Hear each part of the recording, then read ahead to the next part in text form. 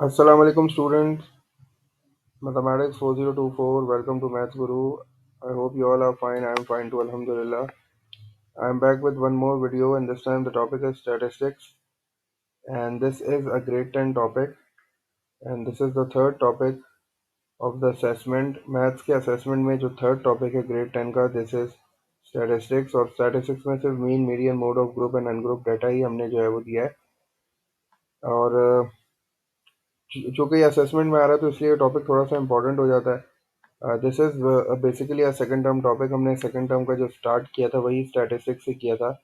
And we also discuss about the introduction of statistics. हमने ये भी देखा था कि स्टैटिस्टिक्स में कौन कौन से टॉपिक्स हम लोग इंशाल्लाह कवर करेंगे और what are the other topics in this term, ये भी बात हमने डिस्कस की थी स्टार्टिंग में.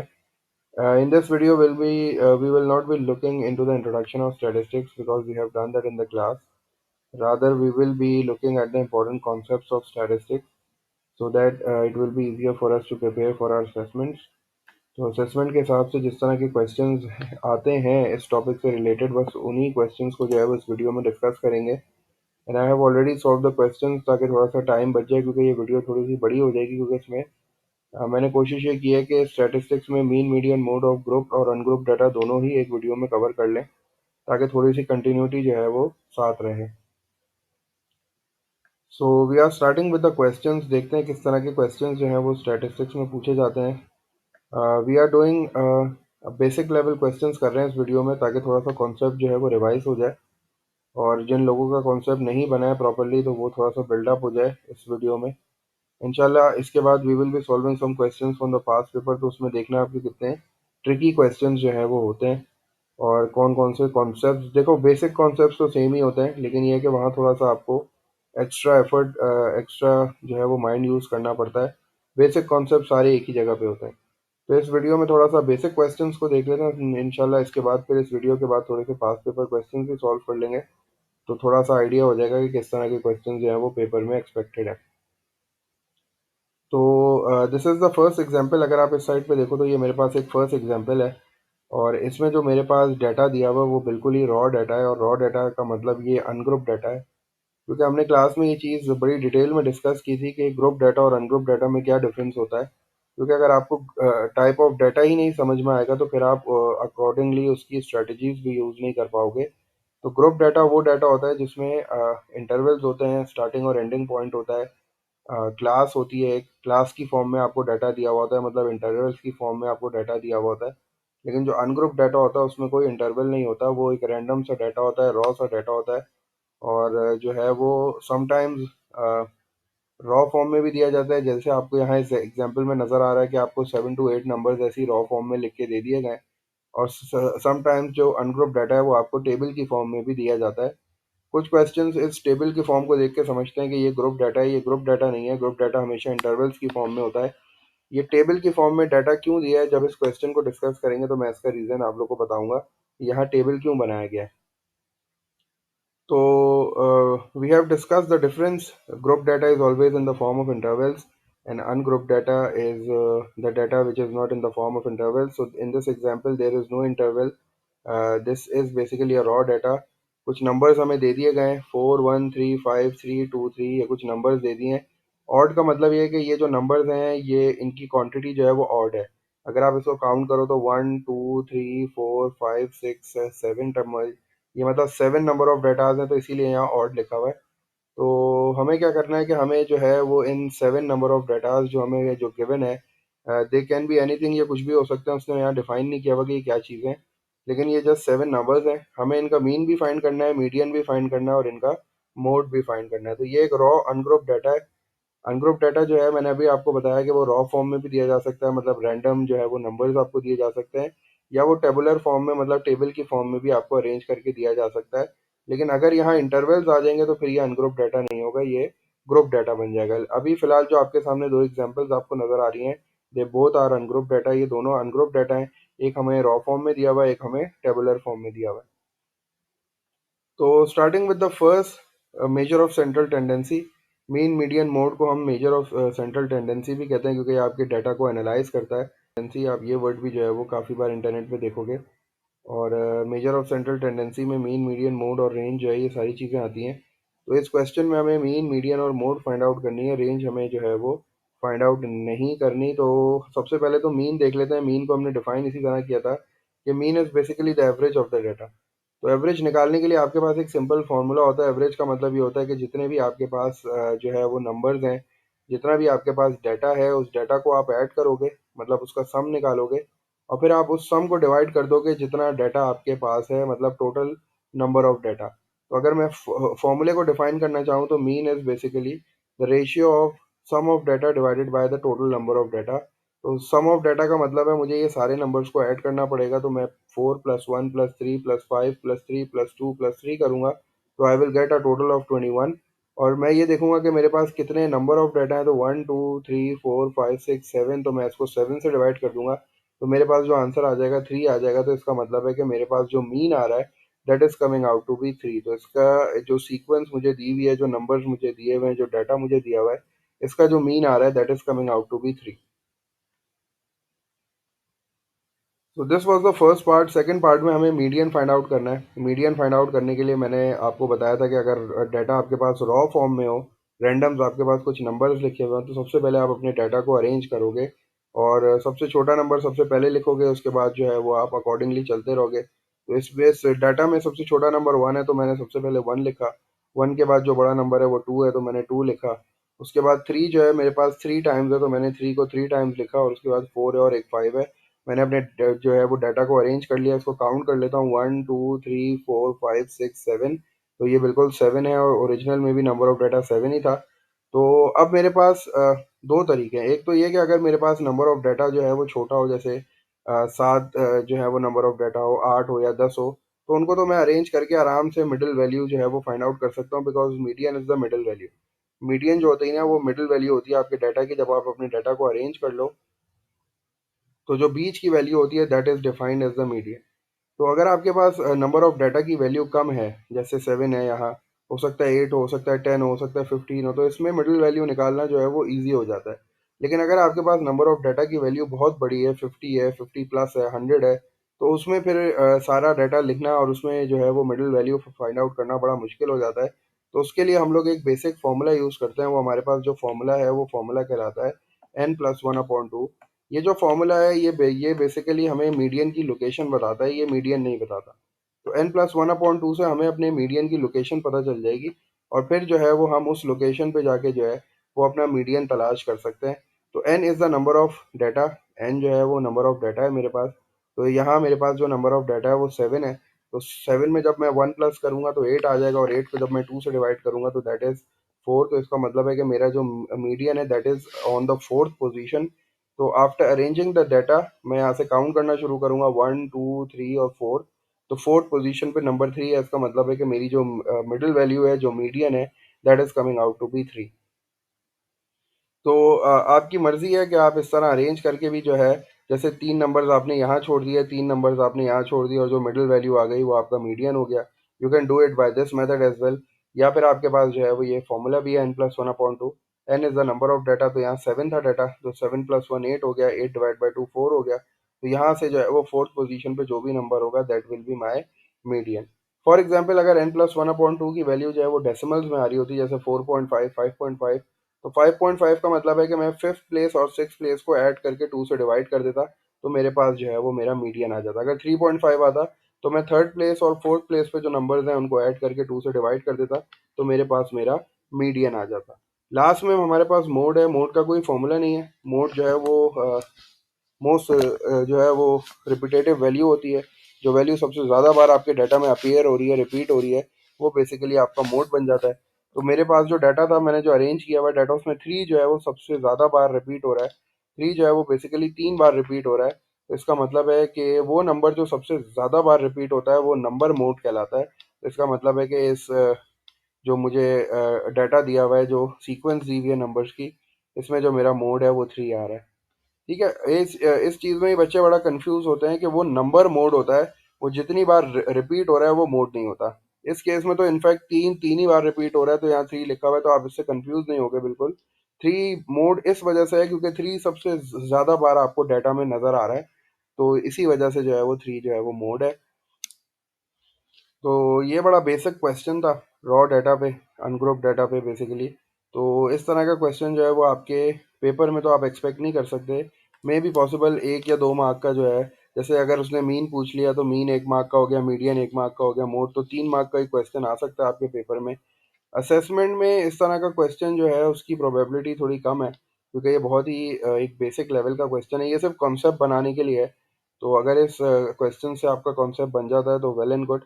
इस तरह के क्वेश्चंस की प्रैक्टिस लाजमी करना, क्योंकि इस तरह के क्वेश्चंस में जो है वो आगे थोड़ा सा वो जो है जब हम पास पेपर करेंगे तो इस तरह के क्वेश्चन जो है वो पूछे जाते हैं, लेकिन इसमें थोड़ा सा जो है एक चीज़ जो है वो चेंज कर दी जाती है, यहाँ से कोई नंबर मिस कर दिया जाएगा और आपको जो है वो मीन दे दिया जाएगा और बोला जाएगा ये नंबर निकालो। तो इस तरह के ट्रिकी क्वेश्चन जो है ना वो आपके पेपर में लाजमी आते हैं, पास पेपर में वो मिलेंगे आपको। इस तरह का स्ट्रेट फॉरवर्ड बेसिक क्वेश्चन जो है वो बहुत ही कम है इसकी probability. Moving on to the next type of question. Next type of question में again we are dealing with an ungrouped data. In this time the ungrouped data is in the form of a table. ये tabular form में दिया हुआ है। अब tabular form में ये इस वजह से दिया हुआ है क्योंकि मैंने आपको बताया था कि यहाँ नंबर ऑफ डाटा जो है ना वो बहुत कम था। यहाँ नंबर ऑफ डाटा सिर्फ 7 था, तो यहाँ टेबल बनाने का कोई फ़ायदा नहीं होता। लेकिन अगर मैं इस क्वेश्चन की बात करता हूँ तो यहाँ जो नंबर ऑफ डाटा है ना वो ऑलमोस्ट 40 है। तो 40 नंबर्स को एक सीक्वेंस में लिखना जो है एक बहुत बड़ा चैलेंज है, और एक भी नंबर अगर बीच में से मिस हो गया तो आपकी पूरा जो है वो क्वेश्चन रॉन्ग हो जाएगा। तो इसी वजह से when the number of data is large we arrange them in the form of a table. और ये बेसिकली अनग्रुप डाटा ही है, लेकिन चूंकि इसकी क्वांटिटी बहुत ज़्यादा है इसी वजह से उसने इसको टेबल में अरेंज कर दिया है। तो ज़रा टेबल को देखते हैं। The question is find the mean of the following distribution. हमारे पास एक टेबल दिया हुआ है। टेबल में एक कॉलम एक्स है, एक कॉलम एफ है। F stands for frequency. Frequency का मतलब है कि ये वाला जो नंबर है वो कितनी बार रिपीट हो रहा है। और एक्स जो है वो यहाँ डिफाइन नहीं हुआ हुआ। X can be anything. X can be number of cows, number of buffaloes, number of bats, number of balls, कुछ भी हो सकता है। तो हम यहाँ एक्स को कोई क्वांटिटी ही जो है वो तस्वुर कर लेते हैं, जैसे नंबर ऑफ काउज ले लेते हैं। तो 4 नंबर ऑफ काउज जो है वो 5 लोगों के पास हैं। इस तरह इस क्वेश्चन को समझा जा सकता है, मतलब 4 का जो नंबर है वो 5 बार रिपीट हो रहा है। तो अगर आप इसको रॉ फॉर्म में लिखना चाहो तो आपको 4444 जो है वो 5 बार लिखना पड़ेगा। उसके बाद 6 जो नंबर है वो 10 बार है, तो इसका मतलब है कि 4 5 बार लिखने के बाद आपको 6 जो है वो 10 बार लिखना पड़ेगा। और उसके बाद 9 है, 9 जो है वो भी 10 बार है, तो आपको 9 को भी 10 बार लिखना पड़ेगा। और 10 जो है वो 7 बार है, और 15 जो है वो 8 बार है। तो इस तरह ये डाटा जो है ये काफ़ी लंबा डाटा है, तो इसको लिखने में और इसको फिर जो है इस पर कैलकुलेशन करने में गलती का चांस हो सकता है, इसीलिए जो है ये टेबल फॉर्म में ज़्यादा आसानी से समझा जा सकता है। That is why we have arrange this question in the form of table. ये बेसिकली अनग्रुप डाटा ही है, लेकिन चूंकि तो इसकी क्वांटिटी बहुत ज़्यादा है इसी वजह से ये टेबल में अरेंज किया गया है। तो question is the same again, we have to find the mean. Mean निकालने के लिए हमें पता है कि वही फॉर्मूला है, sum of the data divided by the total number of data. यहाँ जो सम ऑफ डाटा है वो टेबल की फॉर्म में, तो हम उसको टेबल की फॉर्म में ही लिखने की कोशिश करते हैं।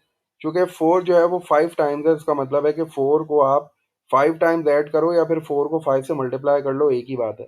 6 जो है वो 10 टाइम्स है, तो आप 6 को 10 टाइम्स ऐड कर लो या 6 को 10 से मल्टीप्लाई कर लो, वो एक ही बात है। तो मैं इसी कॉन्सेप्ट से जो है वो अपना सम ऑफ डाटा निकालूंगा। तो पहला कॉलम मैंने जो है वो उसी तरह कॉपी कर लिया, सेकंड कॉलम मैंने इसी तरह कॉपी कर लिया। थर्ड कॉलम में मैं क्या करूंगा, फर्स्ट और सेकंड कॉलम को मल्टीप्लाई कर दूंगा, क्योंकि मुझे पता है कि 4 जो है वो 5 टाइम्स है। तो 4 + 4 + 4 + 4 से बेहतर है कि मैं 4 × 5 कर लूँ। तो 4 × 5 will give me 20। 6 × 10 will give मी 60। 9 को 10 से किया तो 90 आ गया, 10 को 7 से किया तो 70 आ गया, और 15 को जब मैंने 8 से किया तो 120 आ गया। अब मुझे जो है वो अपना डाटा जो है वो समझ में आ गया। अगर मैं इस पूरे कॉलम को ऐड कर दूं तो मेरा जो डाटा का सम है वो मेरे पास मिल जाएगा। तो मैंने ये पूरा कॉलम जो है ये ऐड कर दिया। 20 + 60 + 90 + 70 + 120 will give me a sum of 360। तो 360 जो है वो बेसिकली मेरा सम ऑफ डाटा है। और जो टोटल नंबर ऑफ डाटा है वो मुझे यहाँ से पता चल जाएगा, जब मैं 5 + 10 15, 15 + 10 25, और 7 और 8 को ऐड करूँ तो 15 होता है। तो 25 + 15 विल गिव मी 40। तो this is the total number of data and this is the sum of data. तो मैं जो है वो मीन निकालने के लिए मुझे पता है कि sum of all the numbers जो कि मेरे पास 360 आ रहा है, तो मैं 360 को डिवाइड कर दूंगा टोटल नंबर से जो कि 40 आ रहा है। तो 360 divide by 40 will give me a mean of 9। तो ये जो क्वेश्चन नंबर 1 आपको नज़र आ रहा है, एग्जाम्पल नंबर 1 नज़र आ रहा है, इसका जो मीन आ रहा है that is coming out to be 9। और ये मैंने उसी जो है बिल्कुल वही फॉर्मूले से किया कि sum of all the numbers divided by total numbers. मेरे पास जो सम ऑफ नंबर्स हैं वो टेबल की फॉर्म में थे, जैसे कि मैंने आपको अभी बताया कि जो 4 नंबर है ये 5 टाइम्स है, तो आपको 4 को 5 टाइम्स ऐड करना पड़ेगा। या फिर दूसरा तरीका ये होता है कि 4 को 5 से मल्टीप्लाई कर दो, both will give you the same answer. तो इसी वजह से मैंने ये नया कॉलम एक बनाया जिसमें मैंने अपने फर्स्ट और सेकंड कॉलम के नंबर्स को मल्टीप्लाई किया, then I add all these numbers to get the sum. Total sum is 360. The total number is 40. 360 divided by 40 gives me an answer of 9, which is the mean of this distribution. तो that was all about the mean of ungroup data. इसमें हमने mean, median, mode भी discuss किया इस example में। इस example में हमने सिर्फ मीन डिस्कस किया है अनग्रुप डाटा का।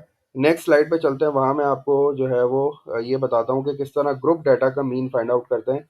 ग्रुप डाटा जैसा कि हमने पहले भी डिस्कस किया कि group data will always be in the form of intervals. तो ये यहाँ जो डाटा आपको नज़र आ रहा है ये बेसिकली इंटरवल्स की फॉर्म में नज़र आ रहा है। इसमें एक स्टार्टिंग पॉइंट है, एक एंडिंग पॉइंट है, तो ये इस तरह का एक ग्रुप बना हुआ है बेसिकली, तो इसीलिए इसको ग्रुप डाटा कहते हैं। Here is an example where the data is in the form of class intervals. तो क्लास इंटरवल्स का नाम सुनते ही मुझे समझ में आ गया, this data is group data. The following table indicates the data on the number of patients visiting a hospital in a month. Find the average number of patients visiting the hospital in a day. ठीक है, तो मुझे जो है वो average number of patient means I have to find the mean, क्योंकि average का word आ गया इधर, तो मुझे यहाँ मीन फाइंड आउट करना है। तो मीन फाइंड आउट करने के लिए मैंने ये देखा कि मेरे पास जो है this time the data is group data. तो ग्रुप डाटा में थोड़ी सी जो है वो जो है हमें वर्किंग ज़्यादा करनी पड़ती है, हमें एक एक्स्ट्रा कॉलम बनाना पड़ेगा। उसके बाद हमें वही वाला काम करना है जो वहाँ हमने टेबल वाली एग्जांपल में किया था, अपने दोनों कॉलम्स को मल्टीप्लाई करके एक नया कॉलम बनाना पड़ेगा। तो सबसे पहले हम ये देखते हैं कि ये जो नंबर ऑफ पेशेंट्स है this is in the form of intervals. तो इस इंटरवल्स पे हमें थोड़ी सी वर्किंग करनी पड़ेगी। हमें इस इंटरवल का मिड पॉइंट निकालना पड़ेगा जिसको हम मिड वैल्यू भी कहते हैं। तो वो मिड वैल्यू निकालने का तरीका ये होता है कि आपके पास ये जो नंबर शुरू में लिखा होता है, जो छोटा नंबर होता है, this is called the lower limit, और ये जो बड़ा नंबर लिखा होता है this is called the upper limit. तो मिड वैल्यू निकालने के लिए हम क्या करते हैं, लोअर लिमिट और अपर लिमिट को ऐड करते हैं और उसको 2 से डिवाइड कर देते हैं। तो हमें जो है वो मिड वैल्यू पता चल जाती है, मतलब बीच का नंबर पता चल जाता है। तो 0 प्लस 10 इज 10 और 10 डिवाइड बाई 2 विल गिव मी 5। तो मैंने यहाँ एक नया कॉलम बनाया जिसको मैंने बोला मिड वैल्यू, या इसको क्लास मार्क भी कह सकते हैं या इसको मिड पॉइंट भी कह सकते हैं। तो जो पहला वाला इंटरवल था 0 से 10, उसकी जो मिड वैल्यू आ गई वो 5 आ गई। वो 5 कैसे आई, मैंने 0 और 10 को प्लस किया। मैं यहाँ आपको इसकी वर्किंग करके दिखा देता हूँ। 0 प्लस 10 और जो भी आंसर आएगा मैं उसको 2 से डिवाइड करूंगा क्योंकि ये मिड वैल्यू है। तो 0 प्लस 10 विल गिव मी 10, और जो भी आंसर आता है उसको आप हमेशा 2 से डिवाइड करते हो because this is the mid value. तो 10 divide by 2 will give you 5। इसका मतलब है कि पहले इंटरवल की जो मिड वैल्यू आ गई वो 5 आ गई। Frequency, number of days visiting hospital, ये तो फ्रीक्वेंसी का कॉलम है तो ये मैंने एज इट इज कॉपी कर लिया 2। अब मैं मिड वैल्यू दूसरे इंटरवल की निकाल लेता हूँ। 10 प्लस 20 जो है वो 30 हो जाएगा, और 30 को जब मैं 2 से डिवाइड करूंगा तो 15 हो जाएगा। तो इसका मतलब है कि जो सेकंड इंटरवल की मिड वैल्यू आ गई वो 15 आ गई। फ्रीक्वेंसी इसकी 6 है तो मैंने 6 लिख दी। थर्ड कॉलम का जो इंटरवल है, थर्ड रॉ का जो इंटरवल है बेसिकली वो 20 और 30 है। तो 20 और 30 को जब मैंने ऐड किया तो आई गेट 50, और 50 को जब मैं 2 से डिवाइड करूंगा तो मेरे पास 25 आ जाएगा, और 25 की जो फ्रीक्वेंसी है वो 9 है। उसके बाद 30 एंड 40, 30 एंड 40 विल गिव मी 70। 70 को जब 2 से डिवाइड करूंगा तो दिस विल गिव मी 35। 35 की जो फ्रीक्वेंसी है वो 7 है। एंड अगेन 50 और 40 को ऐड करूंगा तो 90 आएगा। 90 को 2 से डिवाइड करूंगा तो 45 आएगा, और 45 की फ्रीक्वेंसी 4 है।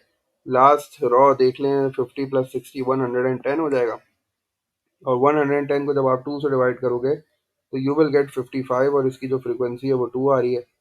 तो now I have the two columns, और अब मैं इन दोनों कॉलम्स को मल्टीप्लाई करके अपना एक थर्ड कॉलम बनाऊंगा। तो 5 मल्टीप्लाई बाई 2 विल गिव मी 10,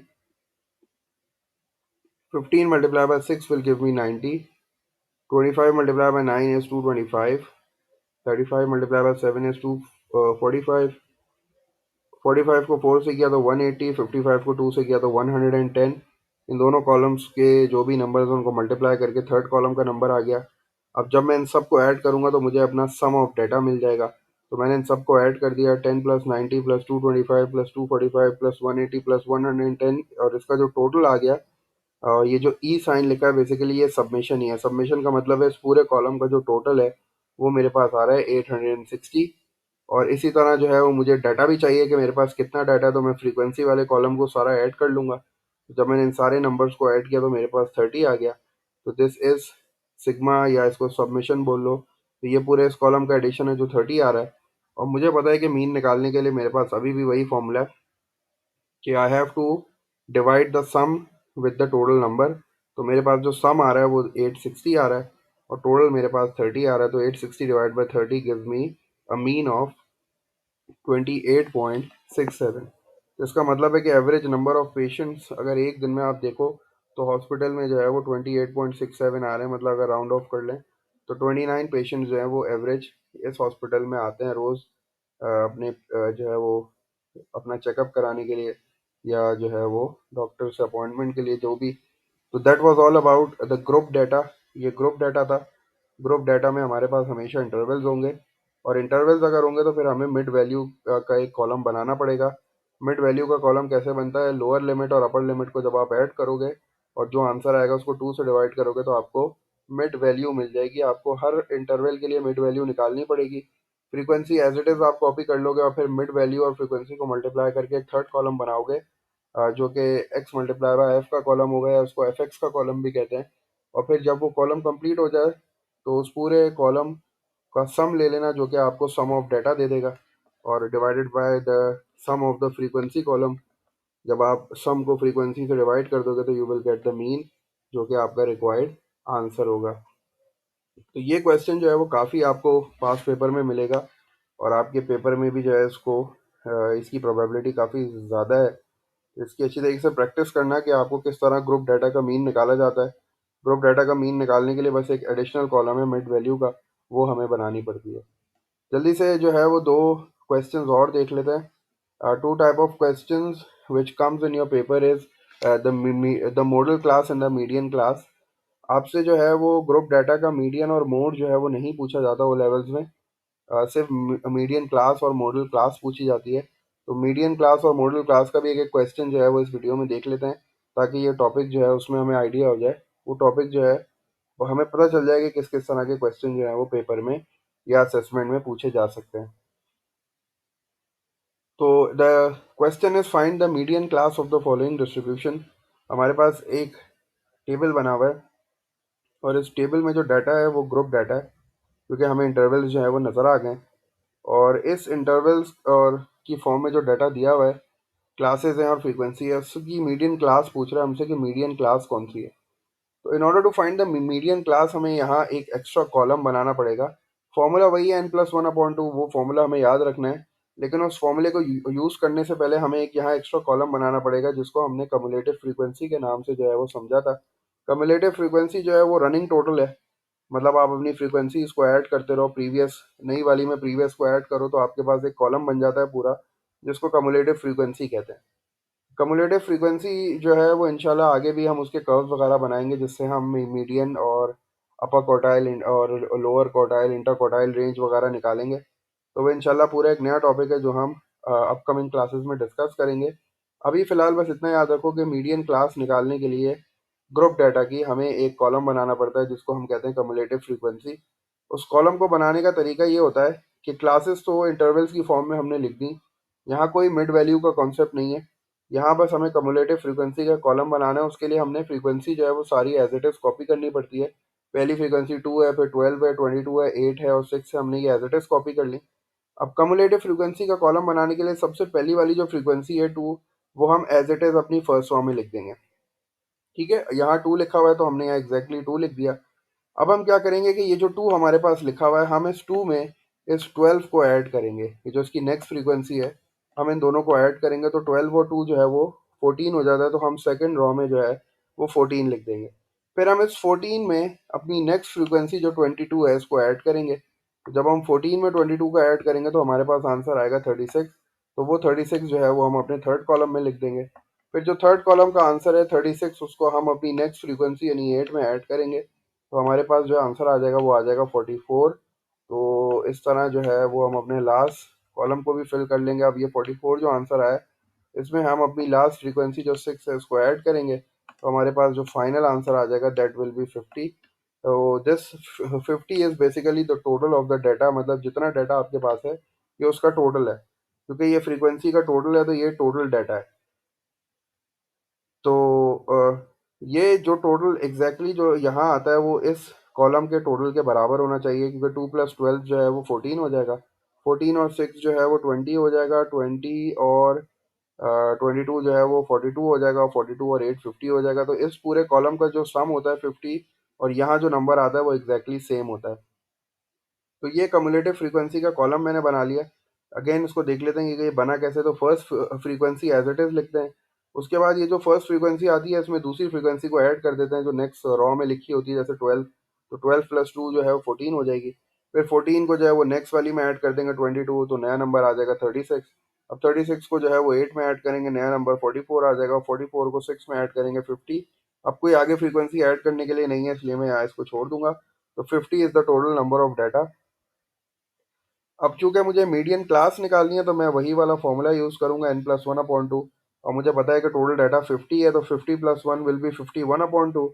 और 51/2 को जब मैं सॉल्व करूंगा कैलकुलेटर से या अपनी कैलकुलेशन से, तो मेरे पास जो आंसर आएगा दैट इज़ 25.5।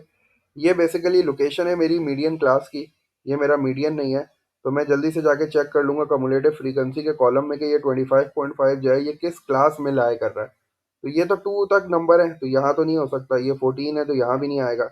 यहाँ जो है वो 36 तक के नंबर है, मतलब 36 तक के नंबर का मतलब है कि 25.5 जो है वो इस क्लास में आएगी, क्योंकि 25.5 is greater than 14 but less than 36। तो ये जो नंबर है ये इस क्लास में जो है वो लाई करेगा।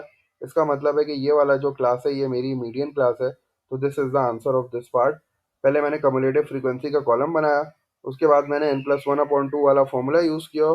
n+1/2 के फॉर्मूले से मुझे लोकेशन मिल गई, और उस लोकेशन को जाके मैंने कम्युलेटिव फ्रीक्वेंसी में तलाश कर लिया। तो जो कम्युलेटिव फ्रीक्वेंसी में जिस क्लास में ये नंबर लाए करेगा वही मेरी मीडियन क्लास होगी।